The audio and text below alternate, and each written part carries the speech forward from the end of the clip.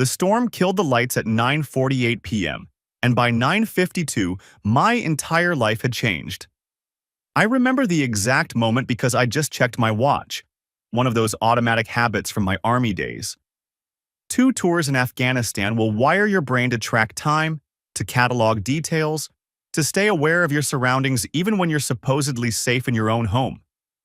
The thunder had been building for an hour, rolling across the Virginia suburbs like artillery fire at a distance.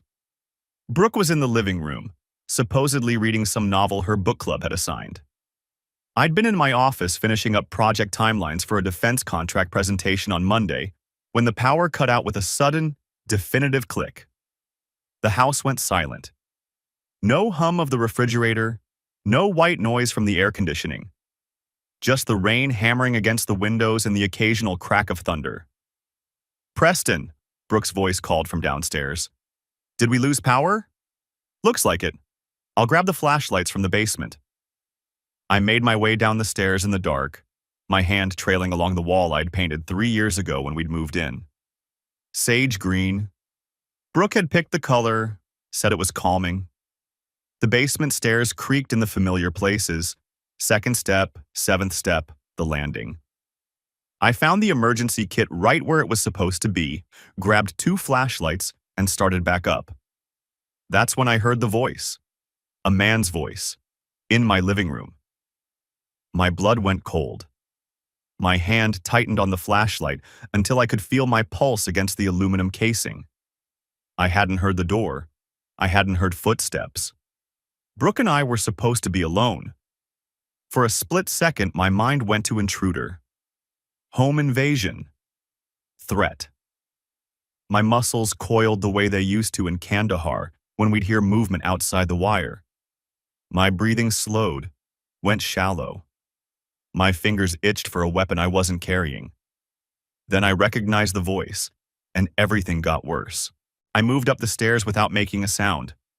14 years of military training doesn't disappear just because you're wearing sweatpants instead of fatigues. I reached the hallway and pressed myself against the wall, listening. "He'll be asleep by 11. The voice was familiar. Too familiar. Same as always, guys like clockwork.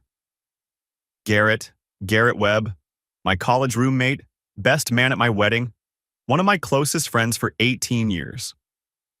Brooke laughed. That soft, intimate laugh I hadn't heard directed at me in months. Maybe longer. He never suspects anything. He's too trusting. It's actually kind of sad. My jaw clenched so hard I heard my teeth grind. "After the closing next month, I'll have enough to finally leave Vanessa," Garrett continued. "The kids will adjust. They always do. Then we can—" "Shh." I could hear the smile in her voice. "Don't talk about later. Let's just enjoy tonight." I stood frozen for exactly 12 seconds. I counted them. Counting is what you do when your brain needs time to process something that doesn't compute, something that rewrites everything you thought you knew about your life. In those 12 seconds, I felt it all. The betrayal, the rage, the humiliation. I felt my muscles coil, felt that combat response that turns a man into something capable of violence. My hands wanted to ball into fists. My jaw wanted to clench so hard I'd crack my own teeth. I wanted to walk into that room and become the thing I'd been trained to be. And for one terrifying moment, I almost did. In Afghanistan, there had been a night. Bad intel, wrong door, civilians instead of combatants. The family had screamed. My finger had been on the trigger. I'd had to make a choice in less than a second about who I was going to be. I made the same choice now. I let the 12 seconds pass, and then I made a decision. Not the decision my muscles wanted. Not the decision my rage was screaming for. A different decision. I retreated silently back down the basement stairs. I pulled out my phone, still had 80% battery, and opened the voice memo app. Then I crept back up and positioned myself in the hallway, just out of sight, and pressed record. 3 full minutes. That's what I got. They talked about meeting times. Tuesdays when Vanessa had book club, Thursday afternoons when I was in late meetings. They talked about the hotel downtown they preferred because the staff was discreet and the parking garage was underground. Garrett made a joke about Christmas, how Vanessa had almost caught them when she'd come home early from her mother's, and he'd had to pretend he'd just stopped by to drop off a gift. I thought I was going to have a heart attack, Brooke giggled. Your face was so pale. You weren't exactly calm yourself. Good thing Vanessa's oblivious. We need to be more careful. I don't want to blow this, not when we're so close. 18 months. They'd been doing this for 18 months. I saved the recording, slipped the phone back into my pocket, and walked into the living room. The flashlight beam cut through the darkness like a blade. I swept it across the couch and watched them freeze. Brooke's hand on Garrett's thigh, their bodies angled toward each other in that unmistakable way. Garrett had his arm draped over the back of the couch, his fingers playing with a strand of her hair.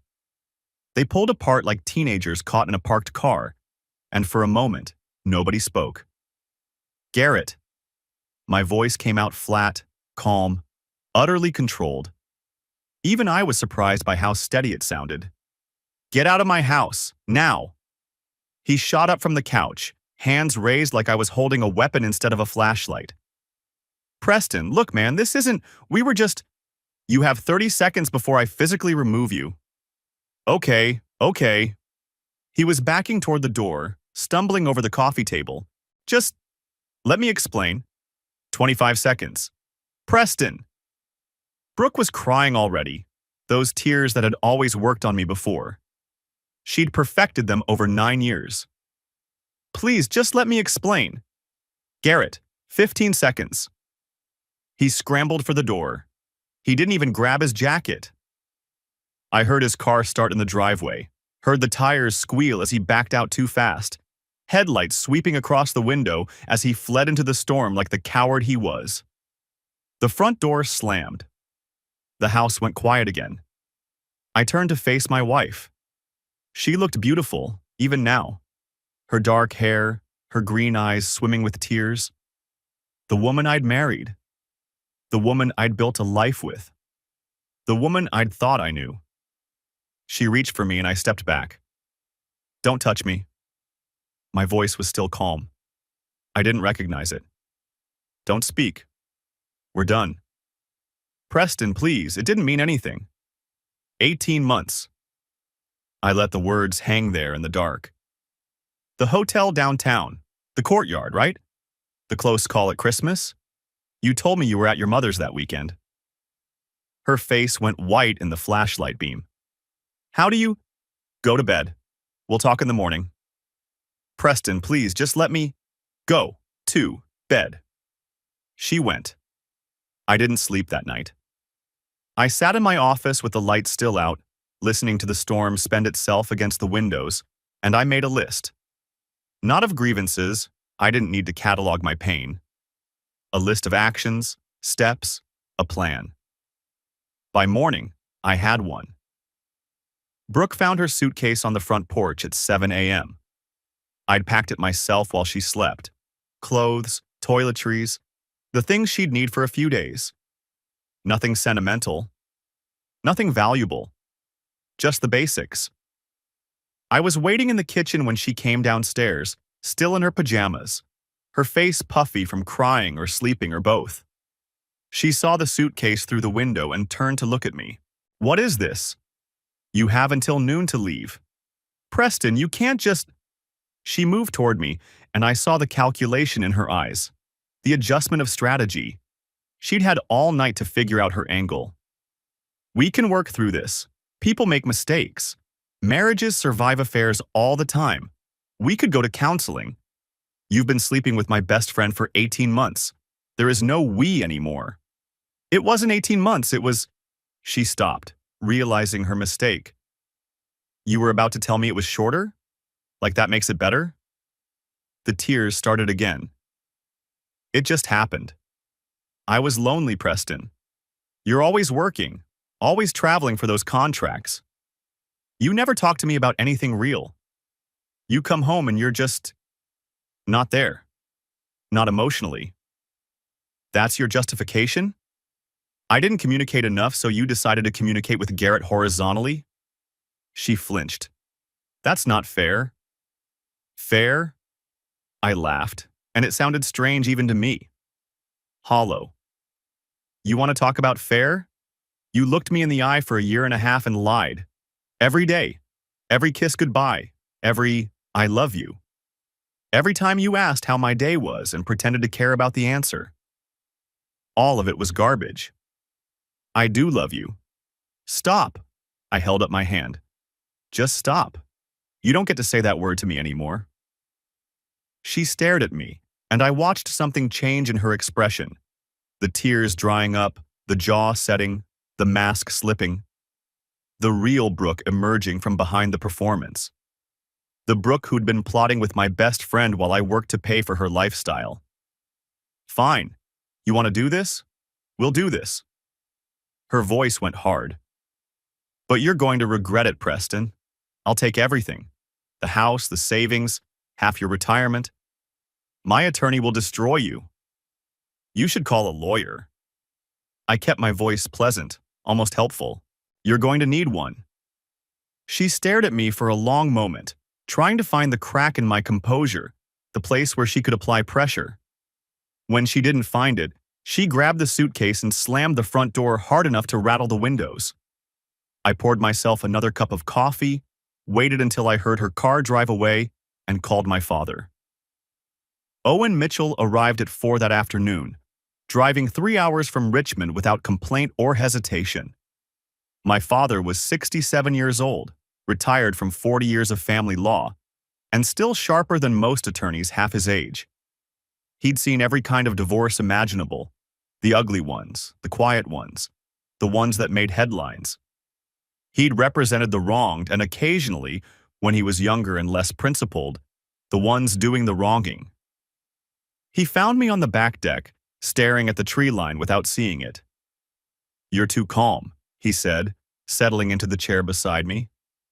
That worries me. Would you prefer I punch a wall? I'd prefer you to be human.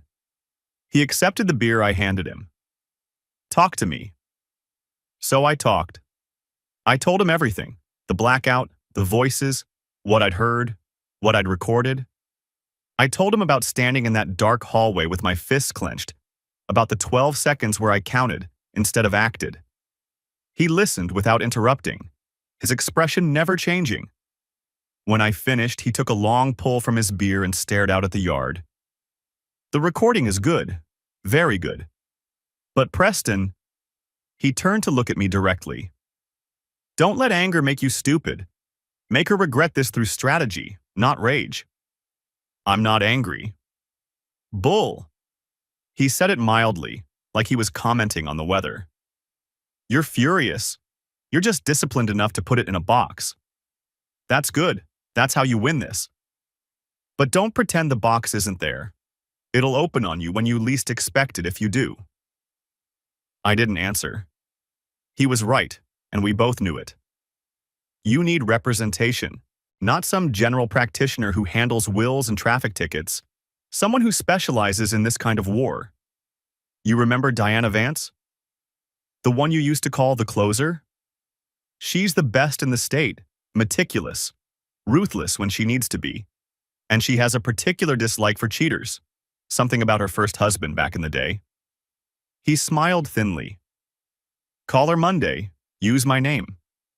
What about Garrett? Dad's eyebrows rose. What about him? His wife doesn't know. Vanessa. She thinks we're all friends. She thinks her husband is faithful. She invited us to their daughter's birthday party last month. I bought the kid a bicycle. And you're thinking about telling her? I'm thinking about what's right. Dad was quiet for a moment. That's admirable, Preston. Really. It's one of the things I've always respected about you. Your sense of honor. He leaned forward.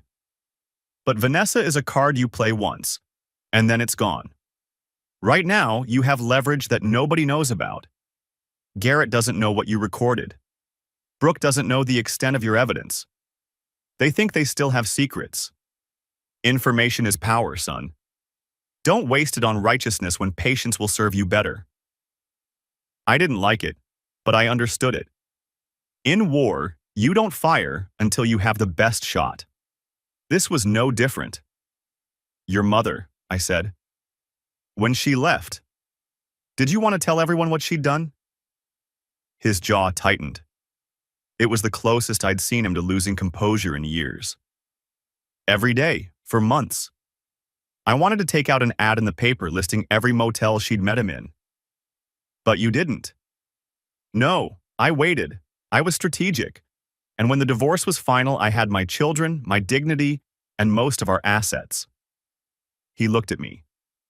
She had a tennis instructor with a drinking problem and a lot of regret.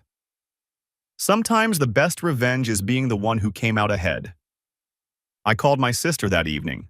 Tessa was 34, a forensic accountant, and the most stubbornly loyal person I'd ever known. When we were kids, she'd punched a boy twice her size for calling me a name I don't even remember anymore. She hadn't changed. Hey, Tess. Preston, you sound weird. What's wrong? I told her. The words came easier the second time, like the story was starting to calcify into something I could observe from a distance instead of something happening to me. The silence on the other end of the line was terrifying. Tess? I'm here. Her voice was tight, controlled. I recognized it. I'd sounded the same way the night before. Give me a minute. I waited. Okay, she said finally. I'm going to ask you one question, and I need you to answer honestly. Go ahead. Are you planning to do something stupid? Because I need to know if I should be driving to your house right now instead of having this conversation over the phone. No, I'm not going to do something stupid. Promise me. I promise. Good. I could hear her breathing slowly, deliberately, calming herself down. What do you need me to find? Everything. Bank records, credit cards, anything that shows how long this has been going on and how much money she spent on it. Any money she might have moved without my knowledge. Give me a week. Tessa, don't thank me. Just promise me you won't do anything stupid before I can help you do something smart. I almost smiled. I thought I already promised that. You did. But you're a man whose wife just cheated on him with his best friend, so I'm going to need you to promise it twice. I promise. I'll call you in a week. And Preston? Yeah? I'm sorry. You didn't deserve this. She hung up before I could respond. Tessa wasn't good with emotional conversations, another thing we had in common. Diana Vance's office was on the 15th floor of a downtown high-rise, all glass and chrome and carefully curated minimalism. No family photos on the desk, no plants softening the edges. Just diplomas, awards, and a view of the city that said, I didn't get here by being gentle. She was in her 50s, silver-haired, with the kind of handshake that told you she'd never lost a fight she actually cared about winning. Your father speaks highly of you, she said, gesturing for me to sit. He said you'd be bringing evidence. I am. I placed my phone on her desk and played the recording. For 3 minutes, we sat in silence. Garrett's voice filled the room, then Brooks. The laughter, the plans. The casual cruelty of two people discussing their betrayal like it was nothing more than a scheduling problem. When it ended, Diana's expression hadn't changed, but something in her eyes had sharpened. Like a predator catching a scent. This is exceptional, she said. Time-stamped, clearly identifies both parties, admissions of duration, and intent to continue. She looked up at me. You have a prenuptial agreement? Yes, adultery clause. She gets nothing if she cheats. Who drafted it? My father. Diana's lips curved into something approaching a smile. Of course he did. Let me see it. I'd brought a copy. She read through it in silence, occasionally making notes on a legal pad with a fountain pen that probably cost more than my first car. This is ironclad, she said finally. Your father's work is thorough, detailed. Almost paranoid if you don't mind my saying so. He's been through his own divorce.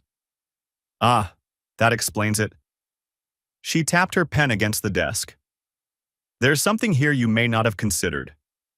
The prenup protects assets acquired during the marriage, but it also means you can claim any marital funds she's moved without your knowledge. If she's been siphoning money, can you find out? I can subpoena records once we file, but it would be faster if you had someone who could do preliminary investigation. A forensic accountant, perhaps. My sister. Diana nodded approvingly. Family is useful in these situations. Have her send whatever she finds directly to me. Time is of the essence. We want to file before your wife has a chance to move assets or construct a narrative. Tessa delivered on Wednesday, 5 days after the blackout. She drove up from her apartment in the city, walked into my house without knocking, and dropped a folder 3 inches thick on the kitchen table. Her face told me everything before she said a word. How bad? I asked. Sit down. We spread the documents across the table like battle plans. Credit card statements showing 23 hotel stays over 18 months. The courtyard downtown, a boutique place near the airport, twice at a resort 3 hours away. Charges at jewelry stores. A necklace, earrings, a bracelet. Gifts that had never appeared in our house because they'd never been for me. Look at the dates, Tessa said, pointing. This one here, March 14th. You were in California for that contract meeting. She told me she was visiting her college roommate. And this one, June, 4th of July weekend. I remembered. I'd been at Fort Bragg for a reunion with my unit. Brooke had said she wanted to stay home, catch up on some work projects. There's more. Tessa's voice was gentle, which meant it was about to get worse. She pulled out phone records. I couldn't get the content. That would require subpoenas. But I got timestamps and frequency, calls and texts to Garrett's number. How many? In the past year, 1,247 texts, 203 calls. I let that number sink in. Over 1,000 times my wife had reached out to my best friend. 3 times a day on average. And I'd never noticed. I'd been too busy working, too busy trusting, too busy being the dependable idiot they were laughing about in my living room. And this. Tessa pulled out a bank statement. She opened a separate account 8 months ago. Little transfers from your joint savings, never more than a few hundred at a time. Irregular intervals so it wouldn't show up on any alerts. How much? $47,000. I stared at the number. She was building a runway. She was preparing to leave you. She just wanted to do it on her terms, with your money in her pocket. I thought about all the times she'd mentioned being stressed about finances, about needing to cut back on spending. She'd been stealing from our future while telling me we needed to be more careful. I'd even felt guilty about it. Thought maybe I was being irresponsible with the household budget. There's one more thing. Tessa handed me her phone. I went through the cloud account you both use for photos.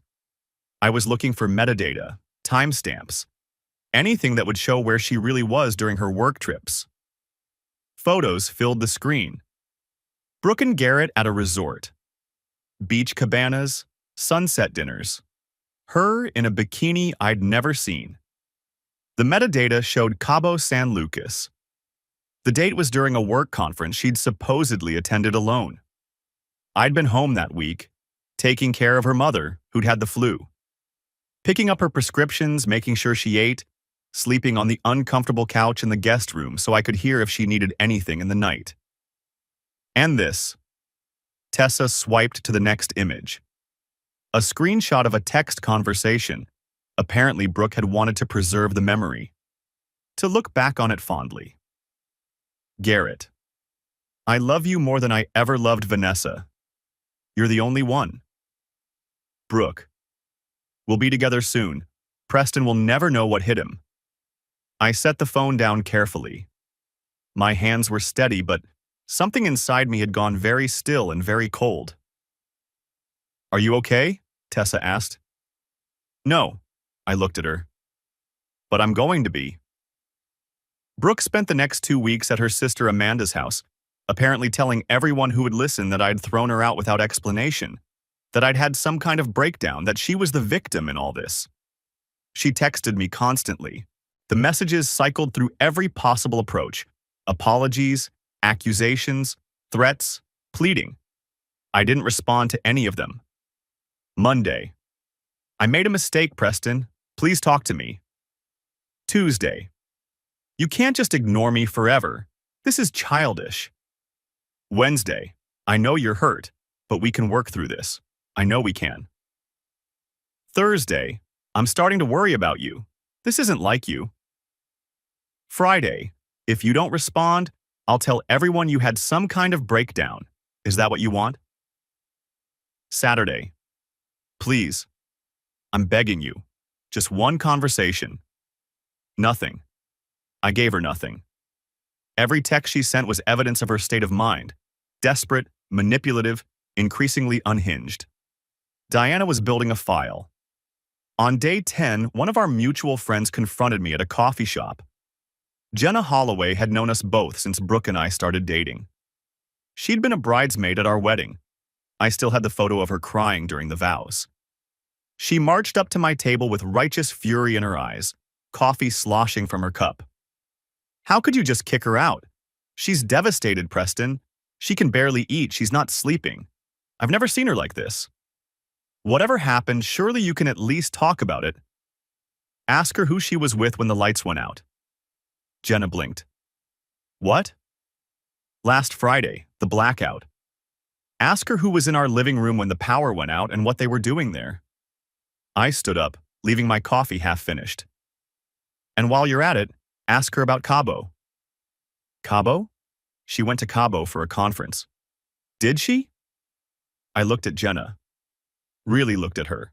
The confusion, the conviction, the complete certainty that she knew the full story. Ask her who she really went with. Ask her about the bikini pictures on the beach. I walked away. I didn't look back, but I could imagine Jenna standing there with her phone already in her hand, texting Brooke, demanding answers. Let her narrative collapse on its own, my father had said. The truth is coming. All I had to do was wait. On day 15, I called Vanessa Webb.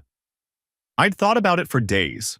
The ethics, the strategy, the simple human decency of it. She deserved to know. Whatever my father said about leverage and timing, Vanessa was an innocent person whose husband was planning to abandon her. And every day I let her remain ignorant felt like a betrayal of its own kind. We met at a coffee shop in a neighboring town, somewhere neither of us was likely to be recognized.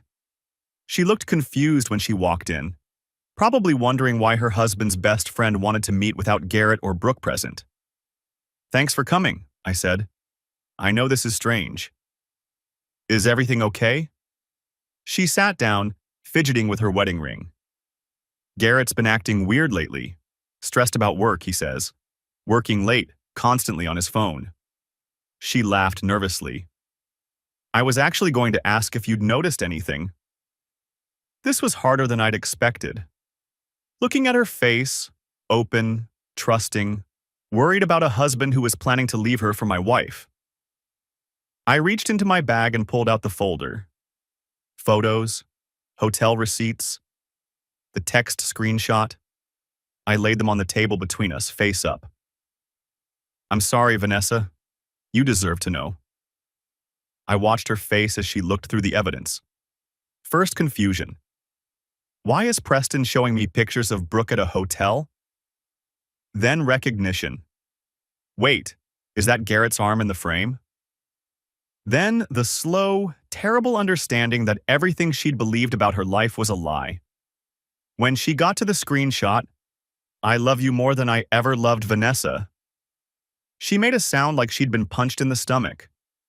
How long? She whispered. 18 months. I found out the night of the blackout. They were in my house. She covered her face with her hands, and for a long moment she just breathed. When she looked up again, her eyes were red but dry. I found statements, she said. 6 months ago. Offshore accounts? He said it was tax planning, that his accountant had set it up, that I wouldn't understand the business side because real estate is complicated. She laughed bitterly. I believed him. I always believe him. How much? I don't know. Hundreds of thousands, maybe. He's been hiding real estate income for years. She looked at me, and something fierce had entered her expression. He was building an escape fund. For them. We sat in silence for a moment, two people whose spouses had been planning a future together at our expense. Then Vanessa straightened in her chair, and something changed in her demeanor.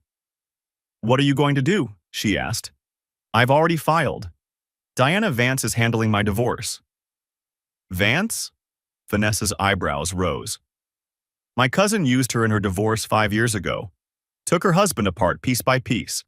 He was a doctor, thought he was untouchable. He's still paying her alimony." She nodded slowly. "Good choice. What about you?" "I'm going to call my attorney, and then—" She stood up, gathered the documents, and looked at me with something that might have been respect.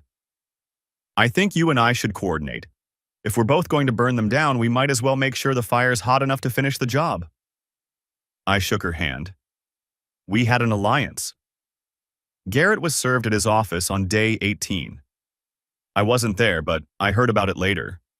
The process server walking past the receptionist like he owned the place, into the conference room where Garrett was meeting with his business partners, dropping the papers on the table in front of everyone. Divorce filing. Custody petition citing moral unfitness. Request for forensic accounting of all business assets and offshore holdings. His face apparently went white as paper. Dylan Pierce, the senior partner, the one who'd insisted on morality clauses in their operating agreement because he was a deacon at his church, asked what was going on. Garrett couldn't even answer. I got a text from an unknown number that evening. "You did this. You ruined everything. This isn't over." I saved it without responding. Evidence. Brooke was served the next day at Amanda's house. I'd made sure the filing included a reference to the audio recording and the photographic evidence. I wanted her to know exactly how thorough I'd been. Her attorney called Diana within hours, his voice apparently shaking. Diana's response was brief. "The prenup is clear. Your client violated the adultery clause. She gets nothing. We can do this quick and clean, or we can do it in court where the recording becomes public record. Your client's choice." Day 20. Brooke showed up at the house. I'd changed the locks the week before, one of the first things I'd done after she left. I was in the kitchen when I heard her car pull up, then her key failing in the lock, then her fist pounding on the door. "Preston, let me in. This is my house too." I didn't respond. "I know you're in there. We need to talk about this like adults. You can't just throw away 9 years because of one mistake." One mistake, 18 months of lies, 247 texts, $47,000 in stolen money. One mistake. "Preston, please, I'm sorry, okay? I'm sorry, just let me explain." I picked up my phone and dialed the non-emergency police line. "Hello. I need to report a trespassing incident. My estranged wife is attempting to enter my property after being asked to leave." Through the door, I could hear her screaming, crying, pleading. By the time the officers arrived, she was sitting on the porch steps, mascara streaked down her face, playing the victim for all it was worth. "Sir, she says this is her home too," one of the officers said when I finally opened the door. "We're in divorce proceedings. She moved out 3 weeks ago at my request. I've asked her multiple times not to come to the property." They looked at each other. One of them nodded. They escorted her to her car. I watched from the window as she drove away, still crying. The next morning, I filed for a restraining order. The dominoes fell faster than I'd expected. Day 25. Garrett's business partners called an emergency meeting. Dylan Pierce, devout Christian and moral absolutist, had done some research after seeing those divorce papers. He'd found references to the affair, realized what Garrett had been doing. Their operating agreement had a morality clause: no affairs, no criminal behavior, Nothing that could damage the company's reputation. Dylan invoked it and initiated a forced buyout at reduced valuation. You can fight it, Garrett's attorney apparently told him. But that means litigation, which means discovery, which means every detail of your affair becomes part of the public record. Garrett didn't fight it. He couldn't afford to. Week 5. The mutual friends who'd taken Brooke's side began switching their allegiance as the truth trickled out. It happened slowly at first, a text here, a call there, then faster as the story spread. Mark Davidson, who'd been my racquetball partner for 6 years, called on a Tuesday night. I just heard, he said, his voice heavy. About Garrett, about everything. God, Preston, I can't believe I told Sarah to check on Brooke. Said you were probably overreacting to some small thing. You didn't know. I should have. You're not the overreacting type. If you threw her out, you had a reason. He exhaled. I feel like a fool. Tom Beckett, who'd been at our wedding and every birthday party since, showed up at my door with a bottle of scotch and an apology. I let Brooke cry on my wife's shoulder for 2 hours, he said. She told us you were having some kind of breakdown, that you needed help. I almost called your father to suggest intervention. He shook his head. I'm sorry, man. I should have called you first. Should have heard your side. It's fine. She was convincing. That's the thing, isn't it? She was. She's always been convincing. Makes you wonder what else she sold us over the years. I didn't have an answer for that. Neither did he. Jenna Holloway called me to apologize. She'd confronted Brooke about Cabo, and Brooke's stammering denials had told her everything she needed to know. I am so sorry, Preston. I had no idea. She was so convincing, and the way she described it. It's fine, Jenna. She's been convincing me for 1.5 years. Amanda kicked Brooke out. I heard about it through the grapevine. Amanda's husband had found out about the affair and put his foot down. I won't have someone who could do that living under my roof, he'd apparently said. It's disrespectful to our own marriage. Brooke was running out of places to go, running out of people willing to believe her story. And she was getting desperate.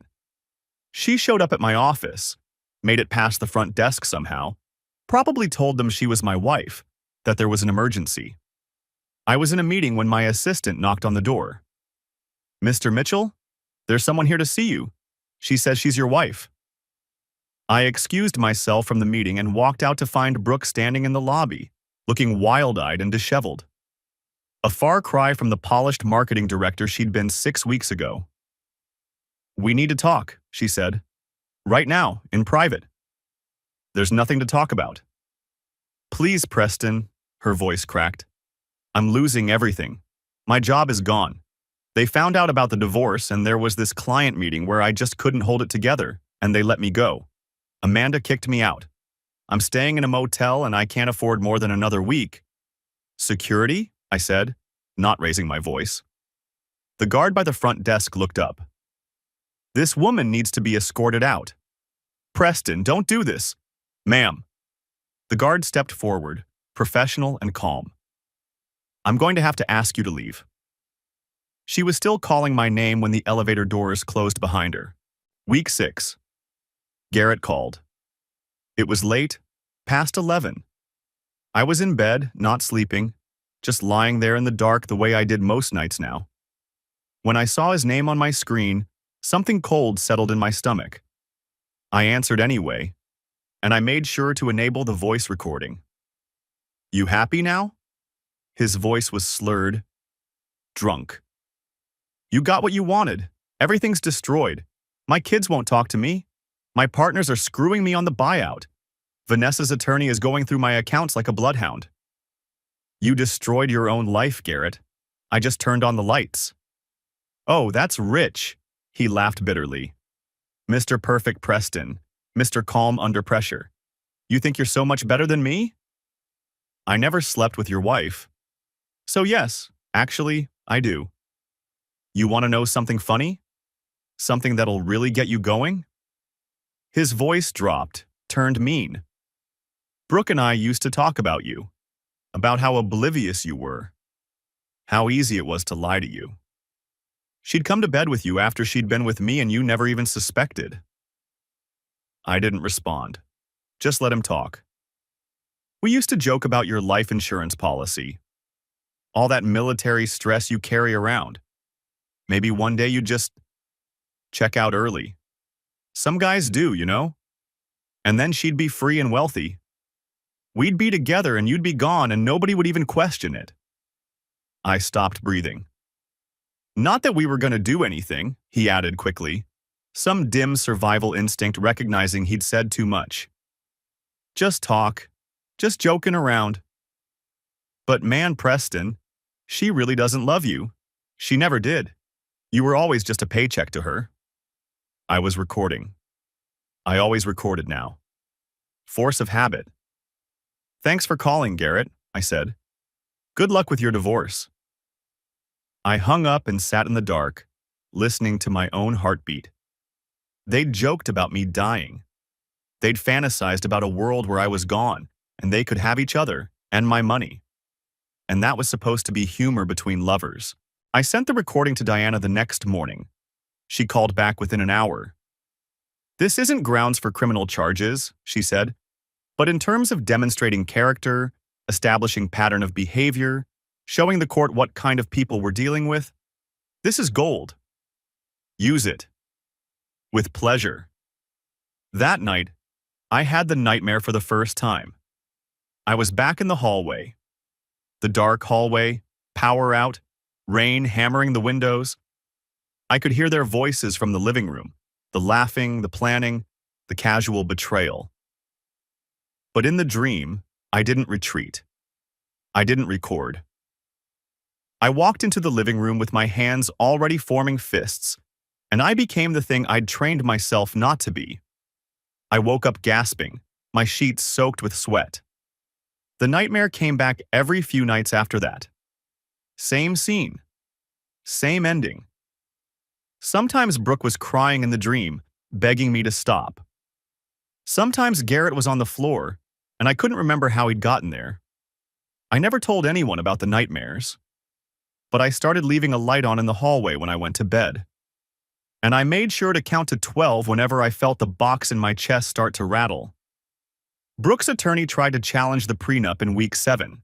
She claimed she'd signed under duress, that my father had pressured her, that she hadn't understood what she was agreeing to, that she'd been young and naive and in love. Diana produced the original signing documentation, including the video. My father, paranoid even in happy times, had insisted on filming the signing. The footage showed Brooke reading every page, asking intelligent questions, laughing with me about how old-fashioned it all seemed. Her own attorney was present, nodding along, confirming she understood every clause. At the end, she'd kissed me and said, "This is just paperwork, babe. What matters is that I love you." The judge dismissed the challenge in less than 10 minutes. Mediation came 2 weeks later. Brooke arrived with her attorney, a man named Craig Lawton who looked like he'd aged 10 years since taking her case. I almost felt sorry for him. Almost. "My client is prepared to negotiate," Lawton said. "She recognizes that the prenup limits her options, but she's hoping to reach an amicable settlement that acknowledges her contributions to the marriage." "No," Diana interrupted. "There's no negotiation here. The prenup specifies that in the case of adultery, the offending party forfeits all claims to marital assets. Your client committed adultery. The evidence is overwhelming. We're here as a courtesy, not a negotiation." Brooke leaned forward. "Preston, please. I have nothing. I can't afford an apartment. I lost my job because of all this. My family won't talk to me. You lost your job because you started crying in a client meeting and told them you were getting divorced because your husband was being unreasonable." I'd heard about that from Jenna. "The client was the CFO of a family values organization. They dropped your company the same day." Her face went red. "That's not fair? You keep using that word." I felt tired, suddenly. Tired of her, tired of this, tired of everything. "Here's the deal. You take your personal belongings. I keep the house, the savings, the investments. No alimony. You sign today, and this ends clean. And if I don't? Then we go to trial. The recording becomes public record. The photos from Cabo become exhibits. The text messages get read into testimony. That lovely phone call from Garrett about my life insurance policy. That gets played for the jury. I met her eyes. Every detail of your affair becomes part of the permanent legal record. Your parents get to watch you be cross-examined about which hotels you preferred and what you did there. She was crying again. Real tears this time, I thought. The tears of someone who'd finally realized there were no more moves to make. I loved you, she said. I really did. At the beginning. At the beginning, I agreed. But not at the end. And honestly, Brooke, that's what matters. She signed. Garrett's divorce was messier. Vanessa's forensic accountant, a woman who'd apparently trained with the IRS, found the offshore accounts, found the hidden income, found enough financial irregularities that Garrett's attorney advised him to settle generously just to avoid criminal investigation. In the end, Vanessa got the house, 70% of the assets, and full custody of their children. Garrett's oldest daughter, 16, had found the screenshots and read every word. She'd texted him one message. You destroyed our family for her. I never want to speak to you again. He moved into a rental apartment on the outskirts of town. Started drinking heavily, from what I heard. His business partners completed the buyout at 40 cents on the dollar. Vanessa called me a few weeks after her divorce was finalized. She sounded tired but steady, stronger than she'd been at that coffee shop. I wanted to thank you, she said, for telling me. I know it wasn't easy. You deserve to know. Still, most people would have just handled their own side and left me in the dark. She paused. Can I tell you something? About my daughter? Of course. She found the screenshots on my laptop. I'd left it open, stupid mistake. She read everything. Garrett's love letters to Brooke, the texts about leaving us, all of it. Vanessa's voice cracked slightly. She came to me after and asked why her father would say those things. Why he would call someone else the only one when he had us. I closed my eyes. This was the part of the story nobody talked about. The children, the innocent bystanders caught in the crossfire of adult selfishness. What did you tell her? The truth. That her father made terrible choices. That those choices weren't her fault or mine. That love isn't always enough to make people good. Vanessa took a breath. She cried for 2 hours. Then she texted him that message.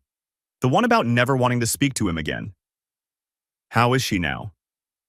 Getting better. We're in family therapy. She's angry, mostly. Angry at him.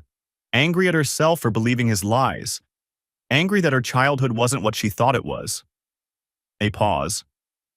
She asked about you, actually. Asked if you were the one who caught them. What did you say? That you were a good man who found out something terrible and handled it with more honor than most people would. I could hear the sad smile in her voice. She said maybe she'd thank you someday, for giving her mom a chance to start over. We talked for a few more minutes. Logistics, mutual acquaintances, the small talk of people who shared a trauma. When we hung up, I sat in my office for a long time, thinking about collateral damage.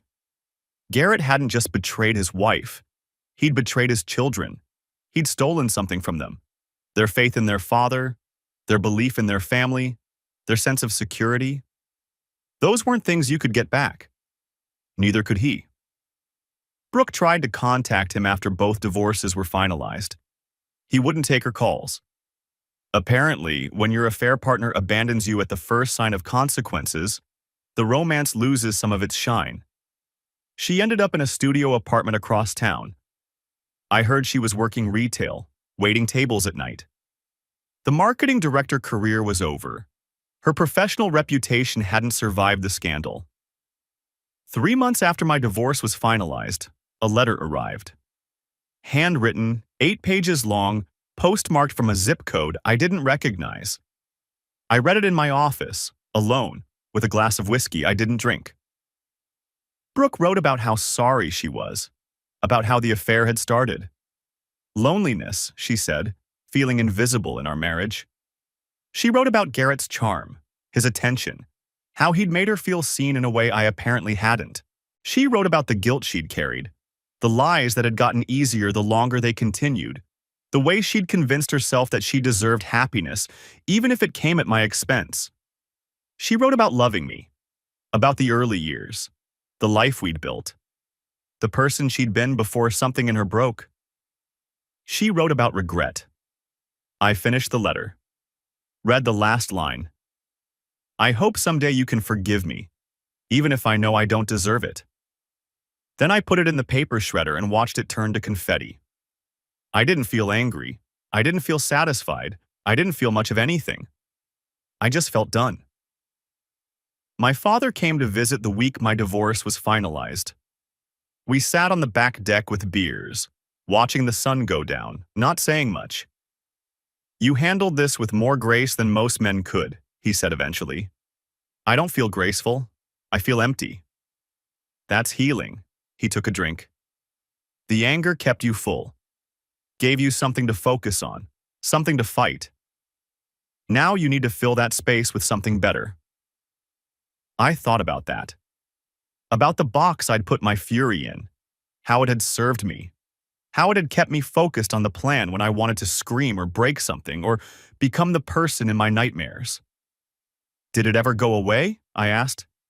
When Mom left? He was quiet for a long moment. The sun was halfway below the tree line now, painting the sky orange and pink. No, he said finally. But it got smaller, and eventually I didn't notice it most days. He looked at me. You'll get there. Just give it time. How long? Different for everyone. For me, it was about 3 years before I could hear her name without my jaw tightening. 4 years before I could see her at your graduations without wanting to walk out. He finished his beer. Now I just feel nothing. She's someone I used to know. Someone who made choices that hurt us, but she doesn't have power over me anymore. Do you regret how you handled it? The divorce? Not once. He met my eyes. I was strategic. I was patient. I didn't let anger make me stupid. And when it was over, I had my dignity, my children, and a life I could be proud of. She had a tennis instructor who left her for someone younger 2 years later. He smiled grimly. The arc of the universe doesn't always bend toward justice, Preston. Sometimes you have to help it along. We sat in silence as the sun finished setting. Then my father stood, clapped me on the shoulder and said, I'm proud of you, son, for what it's worth. It was worth a lot. A few weeks after that, I decided to renovate the house. Tessa helped. She came up on weekends with paint samples and opinions, and we worked through the rooms one by one. The master bedroom first. New paint, new furniture, new curtains.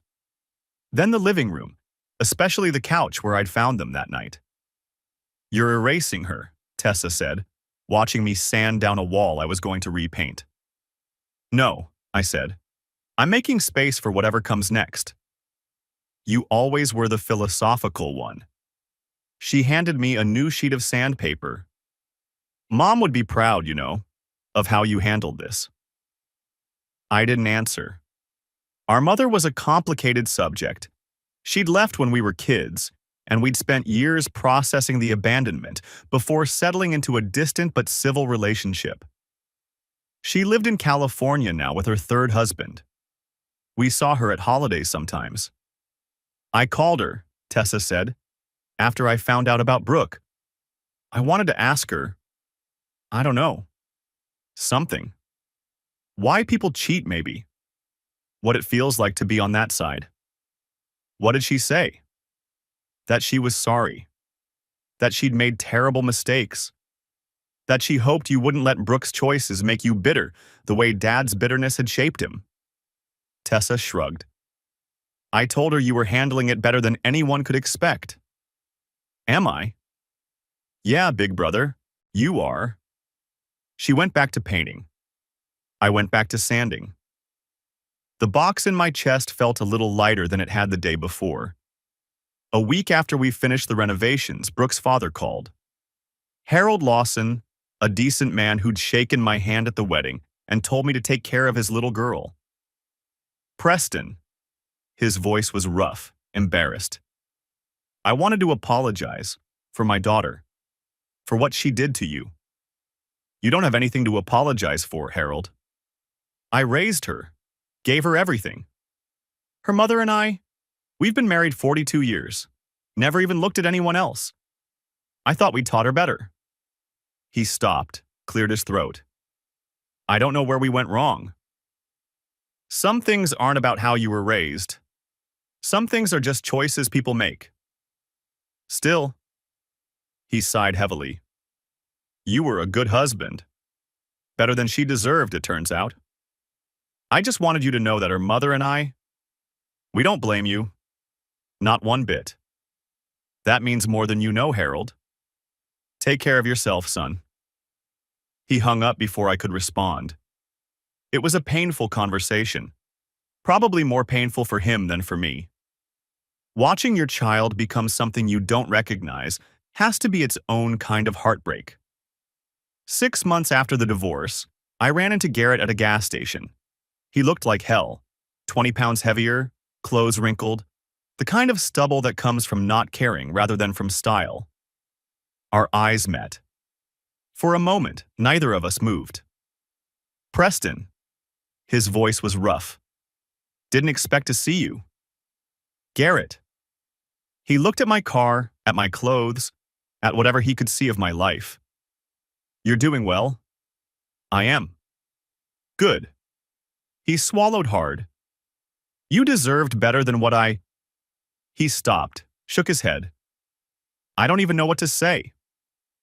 I finished filling my tank, replaced the nozzle, and walked around to the driver's side. Garrett. He looked up. You were my best friend for 18 years. You were the best man at my wedding. I let that sit, and you threw all of it away. There's nothing left to say. I drove away without looking back. That night, I had dinner with Elise Warren. I'd met her 3 months earlier at a charity gala for veterans, a trauma surgeon who volunteered her surgical expertise for guys coming back with injuries. She'd walked up to me while I was trying to figure out how to politely escape and said, "You look like you'd rather be literally anywhere else." 3 hours of conversation later, she'd given me her card. I'd waited 2 weeks to call. When I finally did, she laughed and said, "I was starting to think you'd lost it. I wasn't sure if you were serious. I'm always serious. Ask anyone who's worked with me." A pause. But I'm also patient. Takes a while for some people to figure out what they want. 3 months of dinners, conversations, long walks through parks neither of us had visited before. She knew about my divorce. I told her early, not wanting to build something on omissions. She'd listened without judgment. People mess up, she'd said. Doesn't mean you're broken. Just means you picked wrong the first time. Now we sat across from each other at a corner table, wine between us, and she was telling me about a surgery that had gone wrong and then right, and then almost wrong again before she'd pulled off what she called a minor miracle of stubbornness. You love it, I said. The chaos. I love fixing things, she smiled. Putting broken pieces back together. Probably says something unflattering about my psychology. Or something admirable. Or that. She reached across the table and took my hand. You know what I love about you, Preston? My devastating good looks and sparkling personality? Your complete inability to lie. She squeezed my fingers. You're the most genuine person I've ever met. Even when you're hurting, you don't pretend you're not. You just carry it honestly. I thought about the box in my chest, the rage I'd never fully let go of, the nightmares that still came sometimes, less frequent now, but never quite gone. I'm not as honest as you think, I said. Yes, you are. You just don't know it yet. We finished dinner, walked to our cars in the cool evening air. She kissed me goodnight, a real kiss, not the careful early dating kind, and drove away with a wave. I sat in my car for a few minutes before starting the engine. Thought about everything it had taken to get here. The blackout, the voices in the dark, the 12 seconds of choice. 9 months ago, I'd stood in a dark hallway and listened to my life fall apart. Now I was building something new, something real, something that didn't depend on lies or settling or closing my eyes to the truth. The storm had passed, and I was still standing,